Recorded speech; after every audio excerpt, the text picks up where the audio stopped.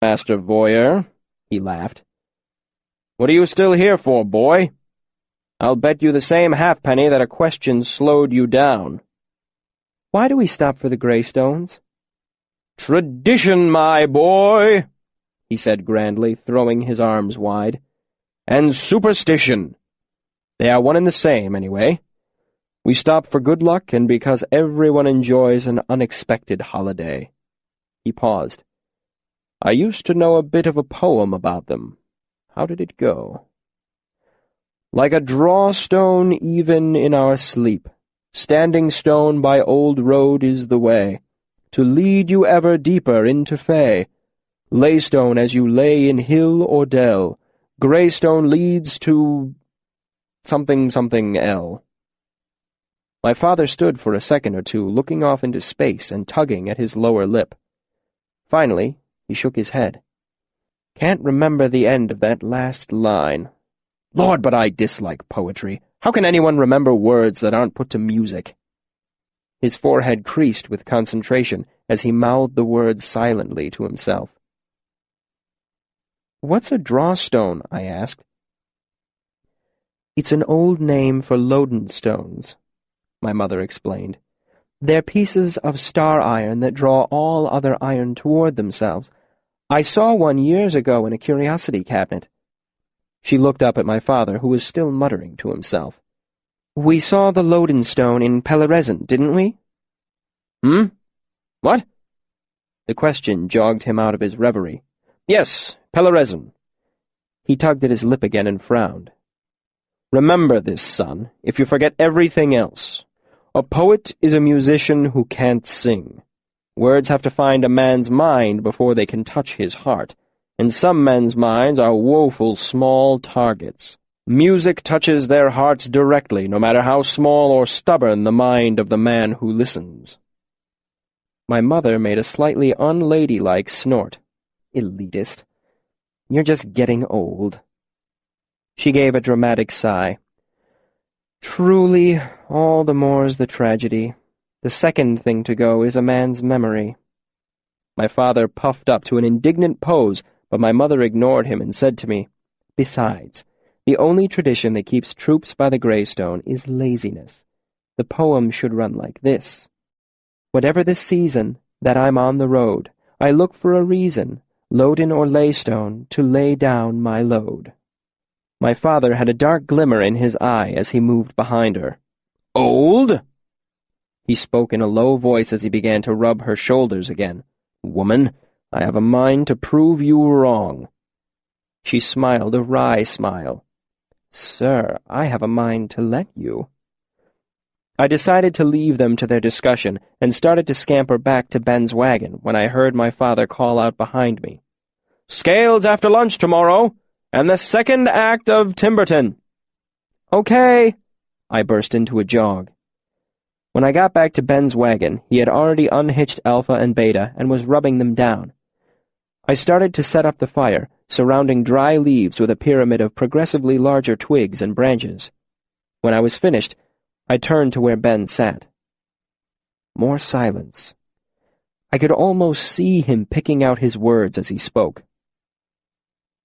"How much do you know about your father's new song?"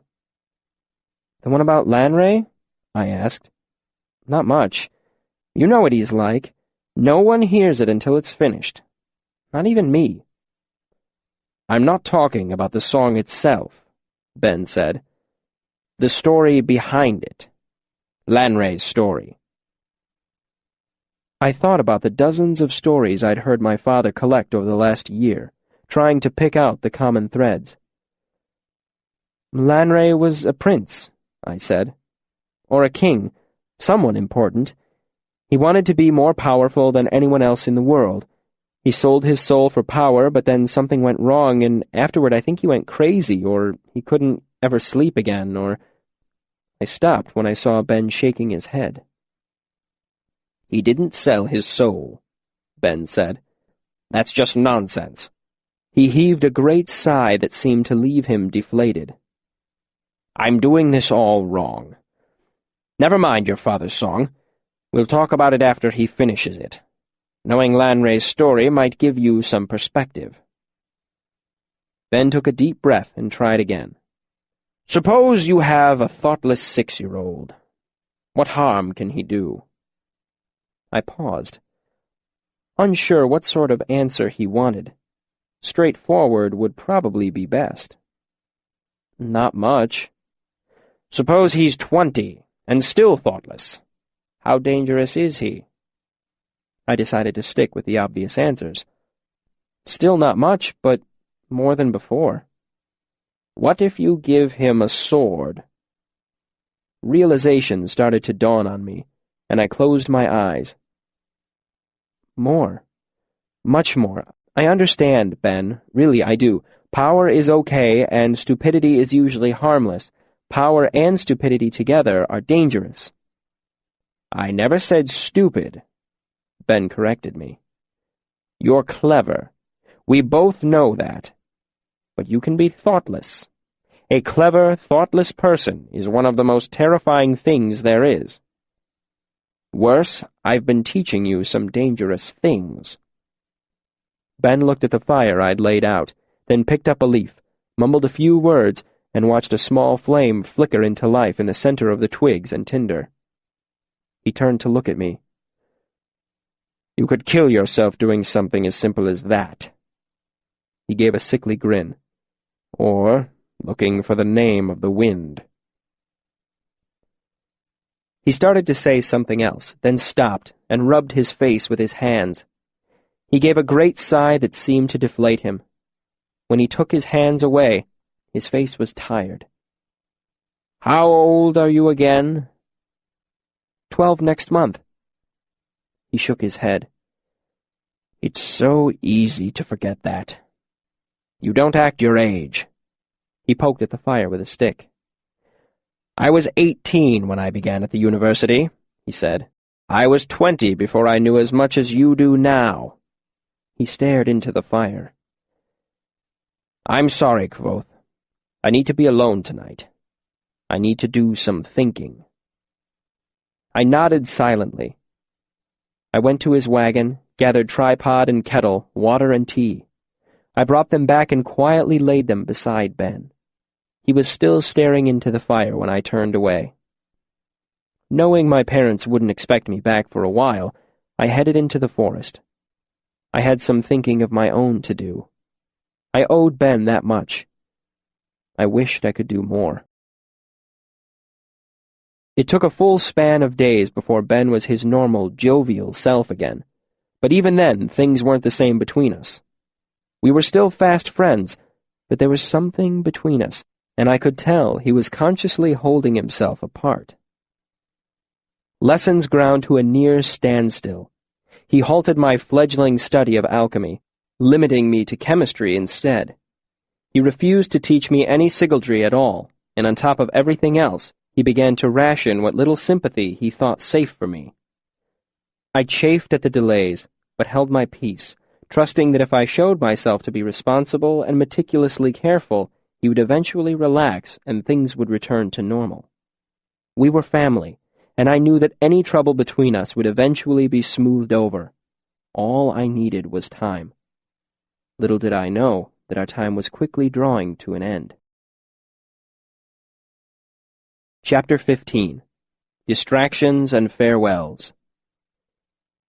The town was called Hallowfell. We stopped for a handful of days because there was a good wainwright there, and nearly all our wagons needed tending or mending of some sort. While we were waiting, Ben got the offer he couldn't refuse.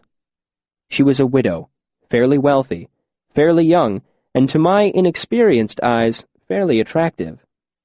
The official story was that she needed someone to tutor her young son. However, anyone who saw the two of them walking together knew the truth behind that story. She had been the brewer's wife, but he had drowned 2 years ago. She was trying to run the brewery as best she could, but she didn't really have the know-how to do a good job of it. As you can see, I don't think anyone could have built a better snare for Ben if they had tried. Plans were changed and the troops stayed on at Hallowfell for a few extra days. My 12th birthday was moved up and combined with Ben's going-away party. To truly understand what it was like, you must realize that nothing is so grand as a troupe showing off for one another. Good entertainers try to make each performance seem special, but you need to remember that the show they're putting on for you is the same one they've put on for hundreds of other audiences. Even the most dedicated troupes have an occasional lackluster performance, especially when they know they can get away with it. Small towns, rural inns, those places didn't know good entertainment from bad. Your fellow performers did. Think then, how do you entertain the people who have seen your act 1,000 times? You dust off the old tricks. You try out some new ones. You hope for the best, and of course, the grand failures are as entertaining as the great successes. I remember the evening as a wonderful blur of warm emotions, tinged in bitter. Fiddles, lutes, and drums, everyone played and danced and sang as they wished. I dare say we rivaled any fairy revel you can bring to mind. I got presents. Trip gave me a belt knife with a leather grip, claiming that all boys should have something they can hurt themselves with. Shandy gave me a lovely cloak she had made, scattered with little pockets for a boy's treasures.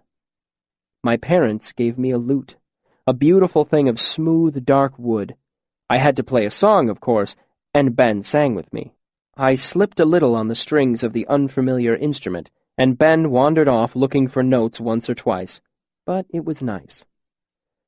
Ben opened up a small keg of mead he had been saving for just such an occasion. I remember it tasting the way I felt, sweet and bitter and sullen. Several people had collaborated to write The Ballad of Ben, Brewer Supreme. My father recited it as gravely as if it were the Modagan royal lineage, while accompanying himself on a half-harp. Everyone laughed until they hurt, and Ben twice as much as everyone else. At some point in the night, my mother swept me up and danced around in a great spinning circle. Her laughter sang out like music trailing in the wind. Her hair and skirt spun around me as she twirled. She smelled comforting, the way only mothers do. That smell and the quick laughing kiss she gave me did more to ease the dull ache of Ben's leaving than all the entertainments combined. Shandy offered to do a special dance for Ben, but only if he came into her tent to see it. I'd never seen Ben blush before, but he did it well. He hesitated, and when he refused, it was obviously about as easy for him as tearing out his own soul. Shandy protested and pouted prettily, saying she'd been practicing it for a long time. Finally, she dragged him into the tent, their disappearance encouraged by a cheer from the entire troop. Trip and Terran staged a mock sword fight that was 1 part breathtaking swordplay, 1 part dramatic soliloquy, provided by Terran, and 1 part buffoonery that I'm sure Trip must have invented on the spot. It ranged all over the camp. In the course of the fight, Trip managed to break his sword, hide under a lady's dress, fence with a sausage, and perform such fantastical acrobatics that it's a miracle he didn't seriously injure himself, although he did split his pants up the back. Dax set himself alight while attempting a spectacular bit of fire-breathing and had to be doused.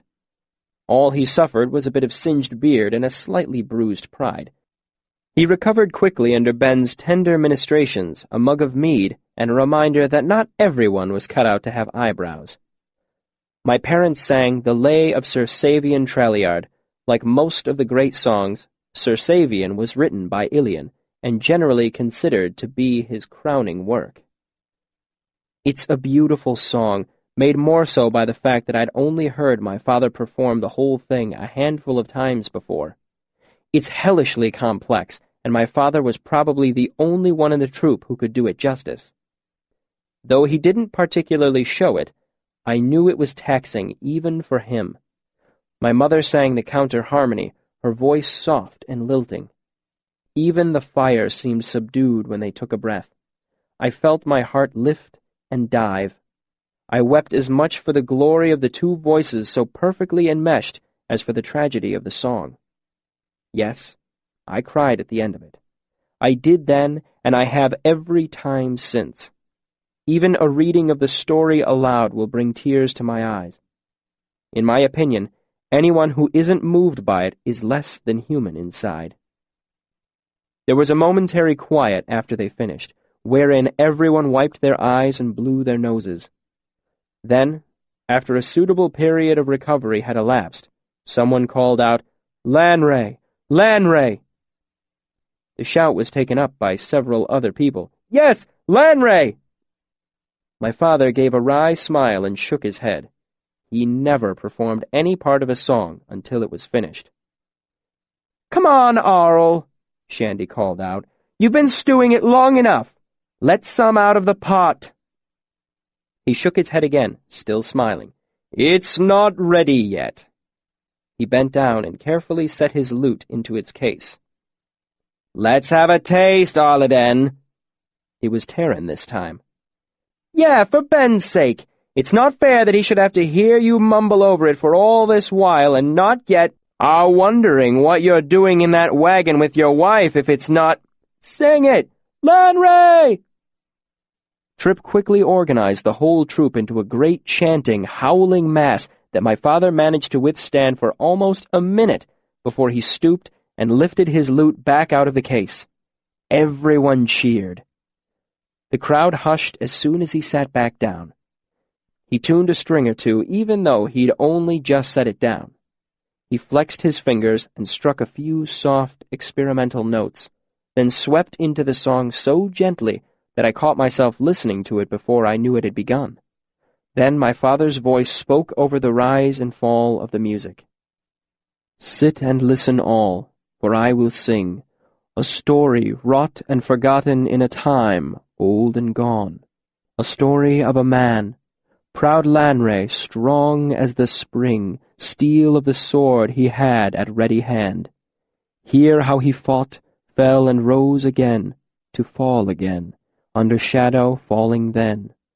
Love felled him, love for native land, and love of his wife Lyra, at whose calling some say he rose through doors of death to speak her name at his first reborn breath." My father drew a breath and paused, his mouth open as if he would continue. Then a wide, wicked grin spread across his face, and he bent to tuck his lute safely away. There was an outcry and a great deal of complaining, but everyone knew they had been lucky to hear as much as they had. Someone else struck up a song for dancing, and the protests faded away. My parents danced together, her head on his chest. Both had their eyes closed. They seemed so perfectly content. If you can find someone like that, someone who you can hold and close your eyes to the world with, then you're lucky, even if it only lasts for a minute or a day. The image of them gently swaying to the music is how I picture love in my mind even after all these years. Afterward, Ben danced with my mother, his steps sure and stately. I was struck by how beautiful they looked together. Ben, old, gray and portly, with his lined face and half-burned eyebrows. My mother slender, fresh and bright, pale and smooth-skinned in the firelight. They complemented each other by contrast. I ached knowing I might never see them together again. By this time the sky was beginning to brighten in the east. Everyone gathered to say their final goodbyes. I can't remember what I said to him before we left. I know it felt woefully inadequate, but I knew he understood. He made me promise not to get myself into any trouble tinkering with the things he had taught me. He stooped a bit and gave me a hug, then tousled my hair. I didn't even mind. In semi-retaliation, I tried to smooth out his eyebrows, something I'd always wanted to try. His expression was marvelous in its surprise. He gathered me into another hug. Then he stepped away. My parents promised to steer the troop back toward the town when we were in the area. All the troopers said they wouldn't need much steering, but even as young as I was, I knew the truth. It would be a great long time before I saw him again. Years. I don't remember starting out that morning, but I do remember trying to sleep and feeling quite alone except for a dull, bittersweet ache. When I awoke later in the afternoon, I found a package resting next to me.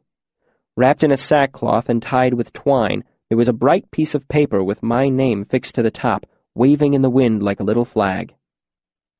Unwrapping it, I recognized the book's binding. It was Rhetoric and Logic, the book Ben had used to teach me argument. Out of his small library of a dozen books, it was the only one I hadn't read from cover to cover.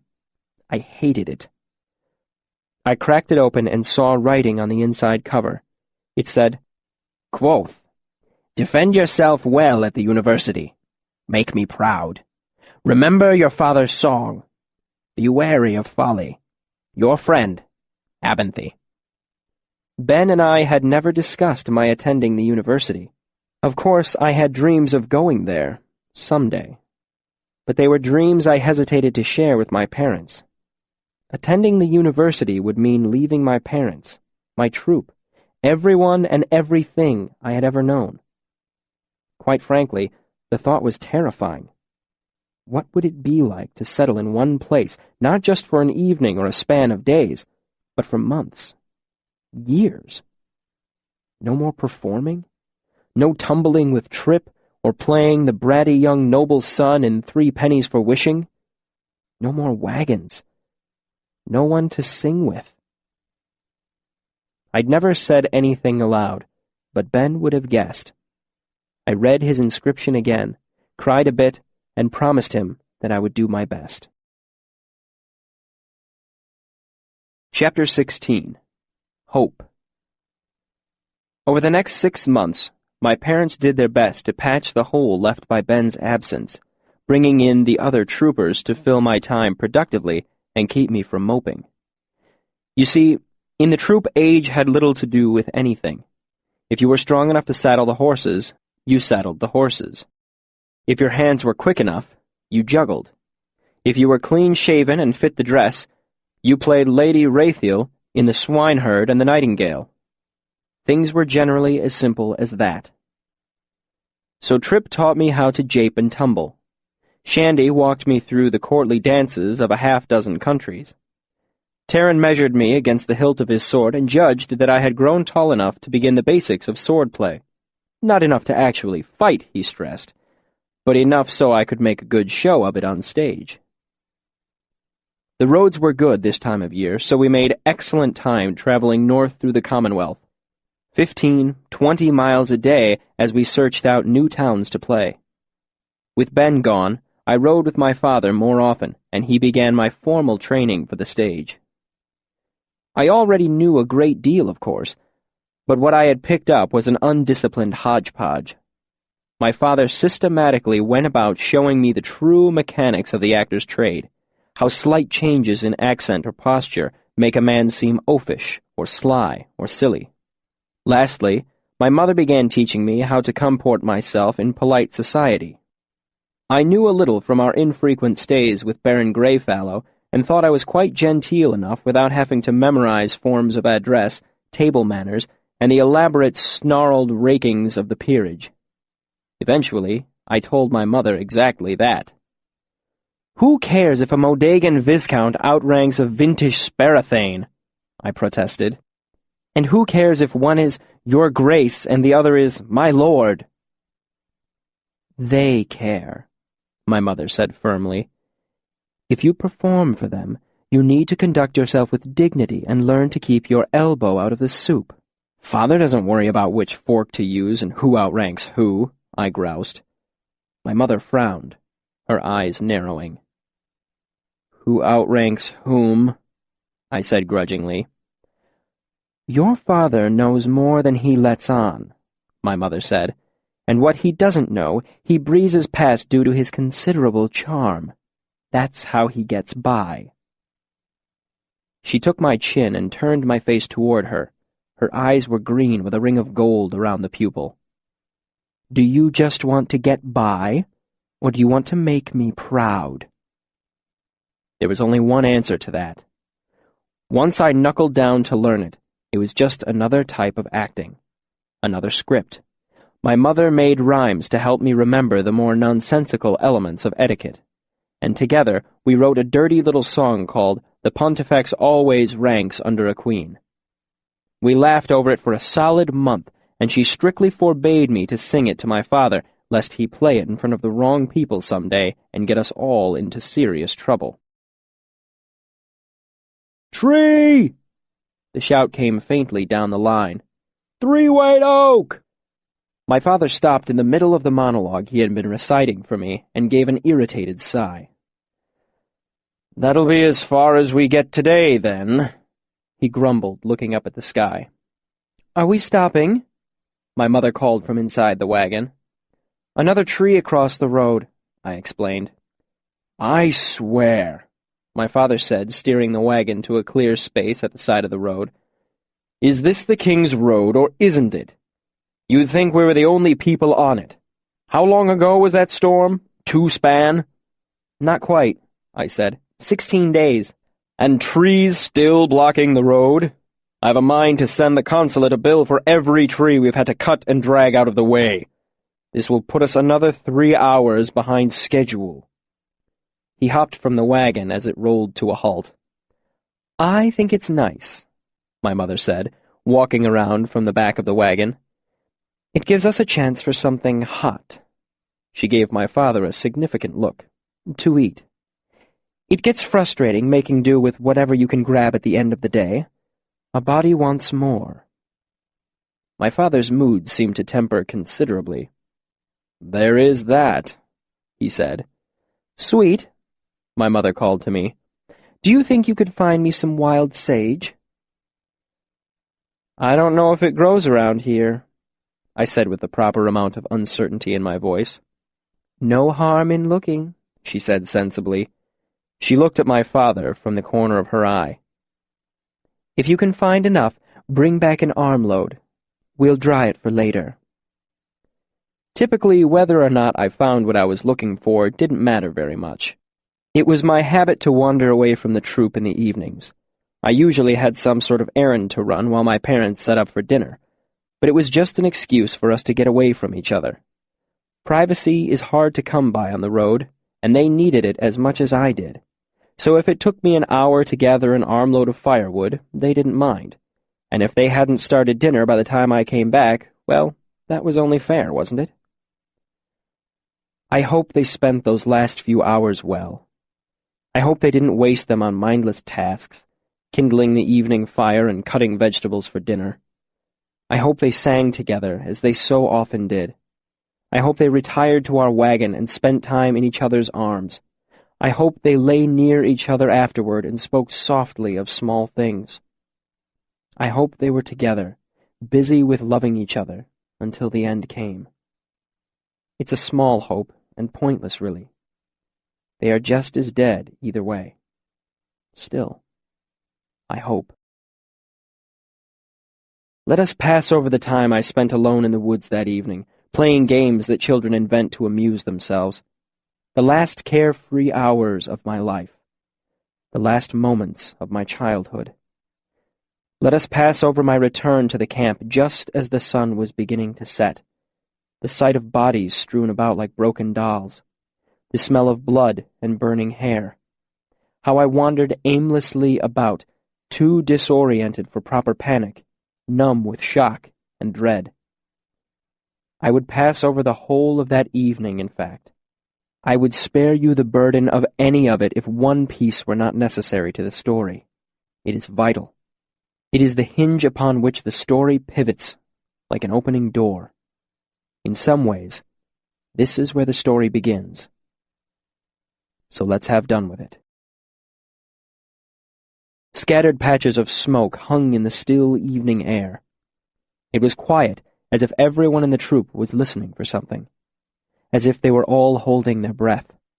An idle wind tussled the leaves in the trees and wafted a patch of smoke like a low cloud toward me. I stepped out of the forest and through the smoke, heading into the camp. I left the cloud of smoke and rubbed some of the sting from my eyes. As I looked around, I saw Tripp's tent lying half-collapsed and smoldering in his fire. The treated canvas burned fitfully, and the acrid gray smoke hung close to the ground in the quiet evening air. I saw Terran's body lying by his wagon, his sword broken in his hand. The green and gray he normally wore was wet and red with blood. One of his legs was twisted unnaturally, and the splintered bone showing through the skin was very, very white. I stood unable to look away from Terran, the gray shirt, the red blood, the white bone. I stared as if it were a diagram in a book I was trying to understand. My body grew numb. I felt as if I was trying to think through syrup. Some small, rational part of me realized I was in deep shock. It repeated the fact to me again and again. I used all Ben's training to ignore it. I did not want to think about what I saw. I did not want to know what had happened here. I did not want to know what any of this meant. After I don't know how long, a wisp of smoke broke my line of vision. I sat down next to the nearest fire in a daze. It was Shandy's fire, and a small pot hung simmering, boiling potatoes, strangely familiar among the chaos. I focused on the kettle. Something normal. I used a stick to poke at the contents and saw that they were finished cooking. Normal. I lifted the kettle from the fire and set it on the ground next to Shandy's body. Her clothes hung in tatters about her. I tried to brush her hair away from her face, and my hand came back sticky with blood. The firelight reflected in her flat, empty eyes. I stood and looked about aimlessly. Tripp's tent was entirely aflame by now, and Shandy's wagon was standing with one wheel in Marion's campfire. All the flames were tinged with blue, making the scene dreamlike and surreal. I heard voices. Peering around the corner of Shandy's wagon, I saw several unfamiliar men and women sitting around a fire. My parents' fire. A dizziness swept over me, and I reached out a hand to steady myself against the wagon's wheel. When I gripped it, the iron bands that reinforced the wheel crumbled in my hand, flaking away in gritty sheets of brown rust. When I pulled my hand away, the wheel creaked and began to crack. I stepped back as it gave way, the wagon splintering, as if its wood were rotten as an old stump. I now stood in full view of the fire. One of the men tumbled backward and came to his feet with his sword out. His motion reminded me of quicksilver rolling from a jar onto a tabletop, effortless and supple. His expression was intent, but his body was relaxed, as if he just stood and stretched. His sword was pale and elegant. When it moved, it cut the air with a brittle sound. It reminded me of the quiet that settles on the coldest days in winter when it hurts to breathe and everything is still. He was 24 feet from me, but I could see him perfectly in the fading light of sunset. I remember him as clearly as I remember my own mother, sometimes better. His face was narrow and sharp, with the perfect beauty of porcelain. His hair was shoulder-length, framing his face in loose curls the color of frost. He was a creature of winter's pale. Everything about him was cold and sharp and white. Except his eyes.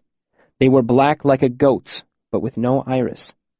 His eyes were like his sword, and neither one reflected the light of the fire or the setting sun. He relaxed when he saw me. He dropped the tip of his sword and smiled with perfect ivory teeth. It was the expression a nightmare wore. I felt a stab of feeling penetrate the confusion I clutched around me like a thick protective blanket. Something put both its hands deep into my chest and clutched.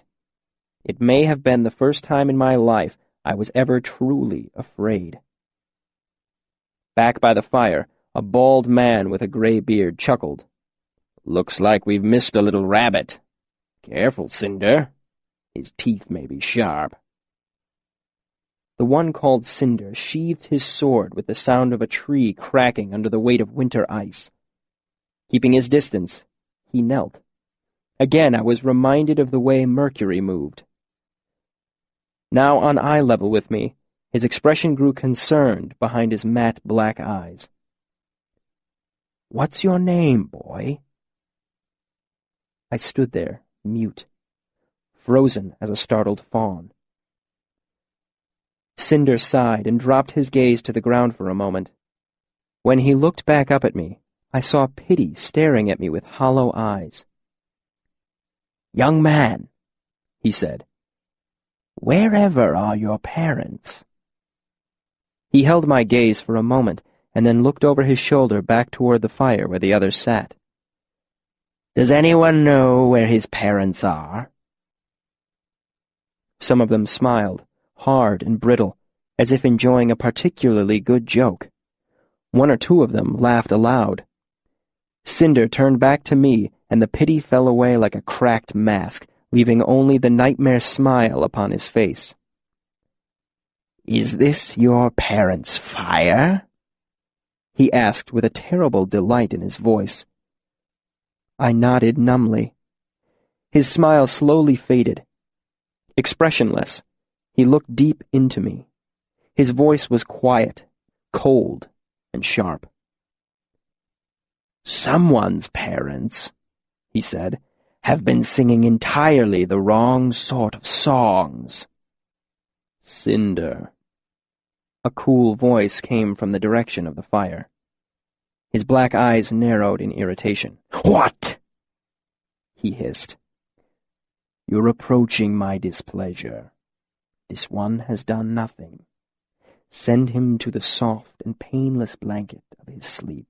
The cool voice caught slightly on the last word, as if it were difficult to say. The voice came from a man who sat apart from the rest, wrapped in shadow at the edge of the fire. Though the sky was still bright with sunset and nothing stood between the fire and where he sat, shadow pooled around him like thick oil. The fire snapped and danced, lively and warm, tinged with blue, but no flicker of its light came close to him. The shadow gathered thicker around his head. I could catch a glimpse of a deep cowl like some priests wear, but underneath, the shadows were so deep it was like looking down a well at midnight. Cinder glanced briefly at the shadowed man, then turned away. "You are as good as a watcher, Heliax," he snapped. "And you seem to forget our purpose," the dark man said, his cool voice sharpening. "Or does your purpose simply differ from my own?" The last words were spoken carefully, as if they held special significance. Cinder's arrogance left him in a second, like water poured from a bucket. "No," he said, turning back toward the fire. "No, certainly not." "That is good. I hate to think of our long acquaintance coming to an end." "As do I." "Refresh me again as to our relationship, Cinder," the shadowed man said, a deep sliver of anger running through his patient tone. I am in your service." Cinder made a placating gesture. "You are a tool in my hand," the shadowed man interrupted gently. "Nothing more." A hint of defiance touched Cinder's expression. He paused. The soft voice went as hard as a rod of Ramston steel. "Ferula." Cinder's quicksilver grace disappeared. He staggered, his body suddenly rigid with pain. "You are a tool in my hand," the cool voice repeated. "Say it." Cinder's jaw clenched angrily for a moment. Then he convulsed and cried out, sounding more like a wounded animal than a man. "I am a tool in your hand," he gasped. "Lord Haliax." "I am a tool in your hand, Lord Haliax," Cinder amended as he crumpled, trembling to his knees. "Who knows the inner turnings of your name, Cinder?" The words were spoken with a slow patience, like a schoolmaster reciting a forgotten lesson. Cinder wrapped shaking arms around his midsection and hunched over, closing his eyes. "You, Lord Haliax!" "Who keeps you safe from the Emir? The singers? The scythe? from all that would harm you in the world? Haliax asked with a calm politeness, as if genuinely curious as to what the answer might be. You, Lord Haliax! Cinder's voice was a quiet shred of pain. And whose purpose do you serve? Your purpose, Lord Haliax! The words were choked out. Yours, none other. The tension left the air, and Cinder's body suddenly went slack. He fell forward onto his hands, and beads of sweat fell from his face to patter on the ground like rain. His white hair hung limp around his face. Thank you, Lord, he gasped out earnestly. I will not forget again. You will. You are too fond of your little cruelties. All of you. Haliax's hooded face swept back and forth to look at each of the figures sitting around the fire. They stirred uncomfortably. I am glad I decided to accompany you today. You are straying, indulging in whimsy. Some of you seem to have forgotten what it is we seek, what we wish to achieve. The others sitting around the fire stirred uneasily. The hood turned back to Cinder. But you have my forgiveness. Perhaps if not for these remindings, it would be I who would forget. There was an edge to the last of his words. Now finish what... His cool voice trailed away as his shadowed hood slowly tilted to look toward the sky. There was an expectant silence. Those sitting around the fire grew perfectly still, their expressions intent. In unison, they tilted their heads as if looking at the same point in the twilight sky, as if trying to catch the scent of something on the wind. A feeling of being watched pulled at my attention. I felt a tenseness, a subtle change in the texture of the air. I focused on it, glad for the distraction, glad for anything that might keep me from thinking clearly for just a few more seconds. They come, Haliax said quietly. He stood, and shadows seemed to boil outward from him like a dark fog. Quickly, to me. The others rose from their seats around the fire. Cinder scrambled to his feet and staggered a half-dozen steps toward the fire. Haliax spread his arms, and the shadows surrounding him bloomed like a flower unfolding. Then each of the others turned with a studied ease and took a step toward Haliax, into the shadows surrounding him. But as their feet came down, they slowed, and gently, as if they were made of sand with wind blowing across them, they faded away. Only Cinder looked back, a hint of anger in his nightmare eyes. Then they were gone. I will not burden you with what followed. How I ran from body to body, frantically feeling for the signs of life as Ben had taught me. My futile attempt at digging a grave. How I scrabbled in the dirt until my fingers were bloody and raw. How I found my parents. It was in the darkest hours of the night when I found our wagon. Our horse had dragged it nearly 100 yards down the road before he died. It seemed so normal inside, so tidy and calm. I was struck by how much the back of the wagon smelled like the two of them. I lit every lamp and candle in the wagon. The light was no comfort, but it was the honest gold of real fire, untinged with blue. I took down my father's loot case. I lay in my parents' bed with the loot beside me. My mother's pillow smelled of her hair, of an embrace. I did not mean to sleep, but sleep took me. I woke coughing with everything in flames around me. It had been the candles, of course. Still numb with shock, I gathered a few things into a bag. I was slow and aimless, unafraid as I pulled Ben's book from under my burning mattress. What horror could a simple fire hold for me now? I put my father's loot into its case. I felt like I was stealing, but I couldn't think of anything else that would remind me of them. Both their hands had brushed its wood 1,000 times. Then I left. I walked into the forest and kept going until dawn began to brighten the eastern edges of the sky. As the birds began to sing, I stopped and set down my bag. I brought out my father's lute and clutched it to my body. Then I began to play. My fingers hurt, but I played anyway. I played until my fingers bled on the strings. I played until the sun shone through the trees. I played until my arms ached. I played, trying not to remember, until I fell asleep. Chapter 17. Interlude. Autumn. Kvothe held out a hand to Chronicler, then turned to his student, frowning. "Stop looking at me like that, Bast." Bast looked close to tears. "Oh, Reshi," he choked out. "I had no idea." Kvothe gestured as if cutting the air with the side of his hand. "There's no reason you should, Bast, and no reason to make an issue of it." "But Reshi—" Kvothe gave his student a severe look. "What, Bast? Should I weep and tear my hair, curse Telu and his angels, beat my chest? No, that is low drama." His expression softened somewhat. "I appreciate your concern, but this is just a piece of the story, not even the worst piece, and I'm not telling it to garner sympathy." Kvothe pushed his chair back from the table and came to his feet. "Besides, all of this happened long ago." He made a dismissive gesture.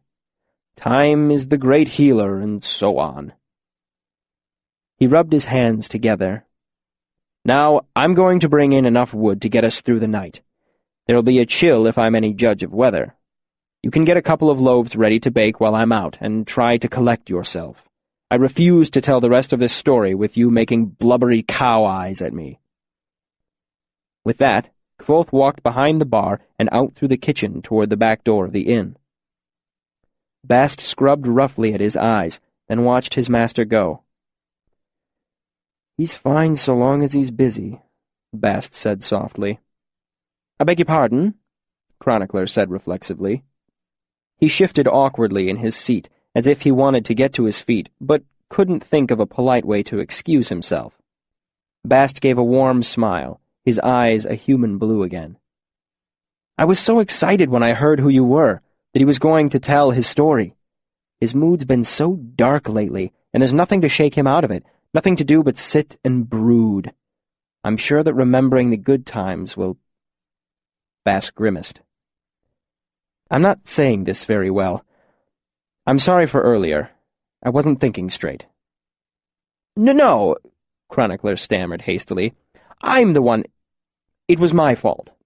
I'm sorry." Bast shook his head. "You were just surprised, but you only tried to bind me." His expression grew a little pained. "Not that it was pleasant, mind. It feels like being kicked between your legs, but all over your body. It makes you feel sick and weak, but it's just pain. It wasn't like you'd actually wounded me." Bast looked embarrassed. "I was going to do more than hurt you. I might have killed you before I even stopped to think." Before an uncomfortable silence developed, Chronicler said, "Why don't we take his word that we were both suffering from blinding idiocy and leave it at that?" Chronicler managed a sickly smile that was heartfelt in spite of the circumstances. "Peace?" He extended his hand. "Peace."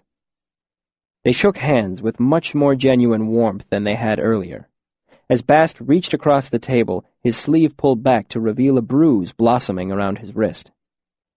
Bast self-consciously pulled his cuff back into place. "From when he grabbed me," he said quickly. "He's stronger than he looks. Don't mention it to him. He'll only feel bad." Kvothe emerged from the kitchen and shut the door behind himself. Looking around, he seemed surprised that it was a mild autumn afternoon rather than the springtime forest of his story. He lifted the handles of a flat-bottomed barrow and trundled it out into the woods behind the inn, his feet crunching in the fallen leaves.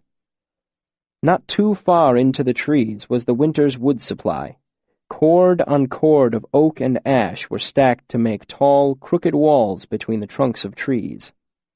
Kvothe tossed 2 pieces of firewood into the wheelbarrow, where they struck the bottom like a muted drum. Another 2 followed them. His motions were precise, his face blank, his eyes far away. As he continued to load the barrow, he moved slower and slower, like a machine winding down. Eventually, he stopped completely and stood for a long minute, still as stone. Only then did his composure break, and even with no one there to see, he hid his face in his hands and wept quietly, his body racked with wave on wave of heavy, silent sobs. Chapter 18. Roads to Safe Places. Perhaps the greatest faculty our minds possess is the ability to cope with pain. Classic thinking teaches us of the 4 doors of the mind which everyone moves through according to their need. First is the door of sleep. Sleep offers us a retreat from the world and all its pain. Sleep marks passing time, giving us distance from the things that have hurt us. When a person is wounded, they will often fall unconscious. Similarly, someone who hears traumatic news will often swoon or faint. This is the mind's way of protecting itself from pain by stepping through the first door. Second is the door of forgetting. Some wounds are too deep to heal, or too deep to heal quickly. In addition, many memories are simply painful, and there is no healing to be done. The saying, "Time heals all wounds," is false. Time heals most wounds. The rest are hidden behind this door. Third is the door of madness. There are times when the mind is dealt such a blow that it hides itself in insanity. While this may not seem beneficial, it is. There are times when reality is nothing but pain, and to escape that pain, the mind must leave reality behind. Last is the door of death, the final resort. Nothing can hurt us after we are dead, or so we've been told. After my family was killed, I wandered deep into the forest and slept. My body demanded it, and my mind used the first door to dull the pain. The wound was covered until the proper time for healing could come. In self-defense, a good portion of my mind simply stopped working. Went to sleep, if you will. While my mind slept, many of the painful parts of the previous day were ushered through the second door. Not completely. I did not forget what had happened, but the memory was dulled, as if seen through thick gauze. If I wanted to, I could have brought to memory the faces of the dead, the memories of the man with black eyes, but I did not want to remember. I pushed those thoughts away and let them gather dust in a seldom-used corner of my mind. I dreamed, not of blood, glassy eyes, and the smell of burning hair, but of gentler things, and slowly the wound began to grow numb. I dreamed I was walking through the forest with plain-faced Lackleth, the woodsman who had traveled with our troop when I was younger. He walked silently through the underbrush while I kicked up more noise than a wounded ox dragging an overturned cart. After a long period of comfortable silence, I stopped to look at a plant. He came quietly up behind me. "Sagebeard," he said. "You can tell by the edge." He reached past me and gently stroked the appropriate part of the leaf. It did look like a beard. I nodded. "This is willow. You can chew the bark to lessen pains." It was bitter and slightly gritty.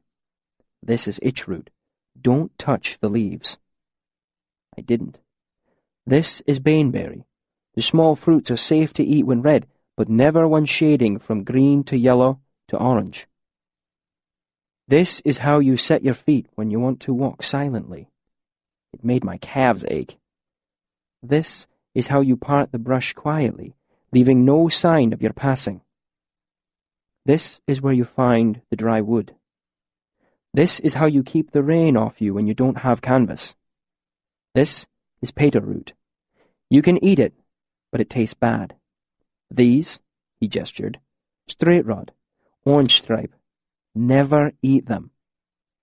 The one with the little knobs on it is burrum. You should only eat it if you have just eaten something like straight rod. It will make you kick up whatever's in your stomach. This is how you set a snare that won't kill a rabbit. This snare will." He looped the string first one way, then another. As I watched his hands manipulate the string, I realized it was no longer Lackleth, but Abinthy. We were riding in the wagon, and he was teaching me how to tie sailor's knots. "Knots are interesting things," Ben said as he worked. "The knot will either be the strongest or the weakest part of the rope. It depends entirely on how well one makes the binding." He held up his hands, showing me an impossibly complex pattern spread between his fingers. His eyes glittered. "Any questions?" "Any questions?" my father said. We had stopped early for the day because of a greystone. He sat tuning his lute and was finally going to play his song for my mother and me. We had been waiting so long. "Are there any questions?" he repeated as he sat with his back against the great gray stone. "Why do we stop at the waystones?" "Tradition, mostly. But some people say they marked old roads." My father's voice changed and became Ben's voice. "Safe roads. Sometimes roads to safe places. Sometimes safe roads leading into danger." Ben held one hand out to it, as if feeling the warmth of a fire. "But there is power in them. Only a fool would deny that." Then Ben was no longer there, and there was not one standing stone, but many, more than I had ever seen in one place before. They formed a double circle around me. One stone was set across the top of two others, forming a huge arch with thick shadow beneath. I reached out to touch it, and awoke. My mind had covered a fresh pane with the names of 100 roots and berries, 4 ways to light a fire, 9 snares made from nothing but a sapling and string, and where to find fresh water. I thought very little on the other matter of the dream. Ben had never taught me sailor's knots. My father had never finished his song. I took inventory of what I had with me: a canvas sack, a small knife, a ball of string, some wax, a copper penny, 2 iron shims, and Rhetoric and Logic, the book Ben had given me. Aside from my clothes and my father's lute, I had nothing else. I set out to look for drinking water. "Water comes first," Lackleth had told me. "Anything else you can do without for days." I considered the lay of the land and followed some animal trails. By the time I found a small spring-fed pool nestled among some birch trees, I could see the sky purpling into dusk behind the trees. I was terribly thirsty, but caution won out, and I took only a small drink. Next, I collected dry wood from the hollows of trees and under canopies. I set a simple snare. I hunted for and found several stalks of motherleaf and spread the sap onto my fingers where they were bloody and torn. The stinging helped distract me from remembering how I had hurt them. Waiting for the sap to dry, I took my first casual look around.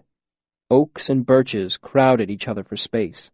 Their trunks made patterns of alternating light and dark beneath the canopy of branches. A small rivulet ran from the pool across some rocks and away to the east. It may have been beautiful, but I didn't notice. I couldn't notice. To me, the trees were shelter, the undergrowth a source of nourishment, and the pool reflecting moonlight only reminded me of my thirst. There was also a great rectangular stone lying on its side near the pool. A few days earlier, I would have recognized it as a gray stone. Now, I saw it as an efficient windbreak, something to put my back against as I slept. Through the canopy, I saw the stars were out. That meant it had been several hours since I had tried the water. Since it hadn't made me sick, I decided it must be safe and took a long drink. Rather than refreshing me, all my drink did was make me aware of how hungry I was. I sat on the stone by the edge of the pool. I stripped the leaves from the stalks of motherleaf and ate one. It was rough, papery, and bitter. I ate the rest, but it didn't help. I took another drink of water, then lay down to sleep, not caring that the stone was cold and hard, or at least pretending not to care. I awoke, took a drink, and went to check the snare I had set. I was surprised to find a rabbit already struggling against the cord.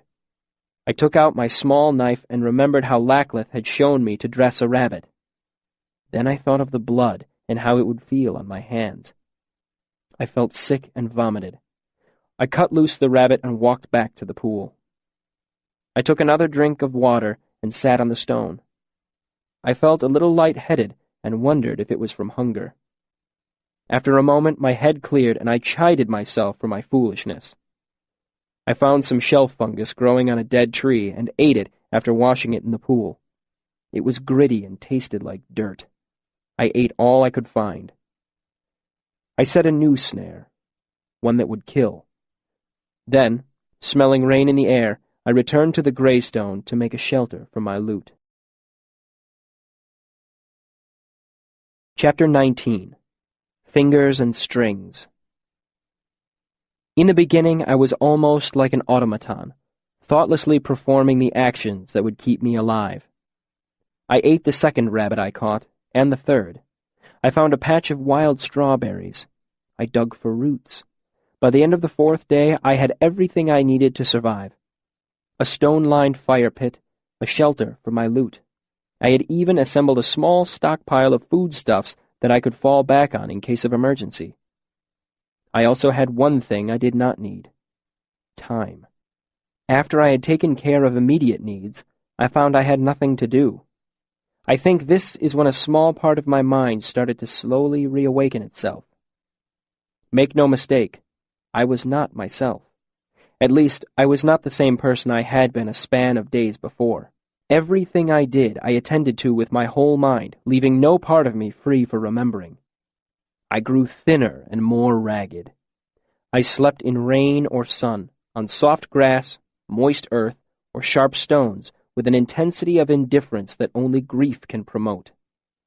The only notice I took of my surroundings was when it rained, because then I could not bring out my lute to play, and that pained me. Of course I played. It was my only solace. By the end of the first month, my fingers had calluses hard as stones, and I could play for hours upon hours. I played and played again all the songs I knew from memory. Then I played the half-remembered songs as well, filling in the forgotten parts as best I could. Eventually, I could play from when I woke until the time I slept. I stopped playing the songs I knew and started inventing new ones. I had made up songs before. I had even helped my father compose a verse or two, but now I gave it my whole attention. Some of those songs have stayed with me to this day. Soon after that, I began playing... How can I describe it? I began to play something other than songs. When the sun warms the grass and the breeze cools you, it feels a certain way. I would play until I got the feeling right. I would play until it sounded like warm grass and cool breeze. I was only playing for myself, but I was a harsh audience. I remember spending nearly 3 whole days trying to capture wind turning a leaf. By the end of the second month, I could play things nearly as easily as I saw and felt them. Sun setting behind the clouds, bird taking a drink, dew in the bracken. Somewhere in the third month, I stopped looking outside and started looking inside for things to play. I learned to play Riding in the Wagon with Ben, singing with Father by the fire, watching Shandy dance, grinding leaves when it's nice outside, Mother smiling.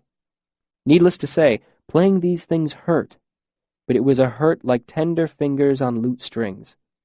I bled a bit and hoped that I would callous soon. Toward the end of summer, one of the strings broke beyond repair. I spent the better part of the day in a mute stupor, unsure of what to do. My mind was still numb and mostly asleep. I focused with a dim shadow of my usual cleverness on my problem. After realizing that I could neither make a string nor acquire a new one, I sat back down and began to learn to play